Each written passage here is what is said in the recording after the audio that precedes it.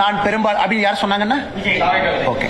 ஆனா விஜய் அவர்களை பொறுத்தவரை நான் என்னோட கமெண்ட் எப்பவுமே மாறலிங்கன்னா, அரசியலுக்கு வந்திருக்கிறாரு, வரவேற்கிறோம், மக்கள் முன்னாடி இருக்கட்டும், அவர் எல்லாம் பேசட்டும், இவிஎம் மிஷின் பதில் சொல்லும்.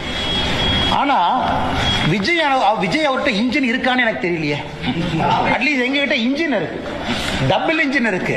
விஜய் அவங்க இன்ஜினையே நம்ம பார்க்கலையே. அது இன்ஜின் இருக்கா, இல்ல கார்பரேட்டர் இருக்கா, அந்த இன்ஜினை ஸ்டார்ட் பண்ற ஆள் இருக்கா, அந்த இன்ஜின் ஒரு சேசியில மாட்டுவாங்களான்னு.